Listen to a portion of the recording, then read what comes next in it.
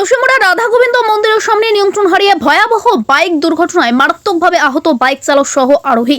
ঘটনা বৃহস্পতিবার গভীর রাতে। আহতদের প্রাথমিক চিকিৎসা করে জিবিপি হাসপাতালে রেফার করা হয়। তাদের একজনের বাড়ি বাগবের ও হাপানিয়া এলাকায়। মূলত কুয়াশা ঘন রাত্রে নিয়ন্ত্রণ হারিয়ে ঘটে এই দুর্ঘটনা। আমার বাইক বলতে আমরা তিনজনে আসছিলাম, তো তাই না একটু প্রতিবন্ধী, তো আমরা একটা সাইডে দিয়ে আছে না আস্তে আস্তে আইতাছি, তো এদিক থেকে মানে একটা বাইক অনেক দ্রুত গতিতে আইতেছিল। তারপর দ্রুত গতিতে আওয়ার পরে মানে বাইকটা অনেক মানে স্টানমান করে এই সাইডটা যাইতেছে, কন্ট্রোল করতে পারছে না, মানে কন্ট্রোল করতে পারতেছে না, বলতে একটু মানে নেশা টেশা করে আসলো মনে হয়, সঠিক করতে পারি না।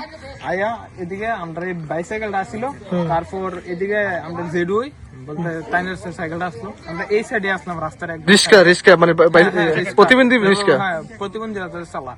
তারপর এদিকে আওয়ার পথে আমরা মানে অনেক জোর পরিমাণে আমরা ধাক্কা দিচ্ছে আর কি, বলতে আয়া কন্ট্রোল হালাইয়া আমরা উপরে ইয়ে হয়েছে। তারপর এবারে যে প্রাণী পাচ্ছি এটাই অনেকটা বেশি, তো আমরা ওইদিকে সিটকে ফোরে টরে গেছি আর কি। এখন তারা কি হয়েছে, তারা বাইক নিয়ে অ্যাক্সিডেন্ট হয়েছে, তারা দেখছিলাম এদিকে তারা রাস্তার মধ্যে ফোরে টরে আসছিল আর কি, তো আমরা দোষী করছি না। আর এদিকে পুলিশ টুলিশ আয়া তারপর লয়ে গেছে, পাড়ার মানুষ আসছিল যে চালাইছে হে বেশি অ্যাক্সিডেন্ট।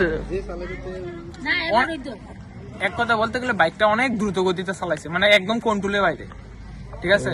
তো আমরা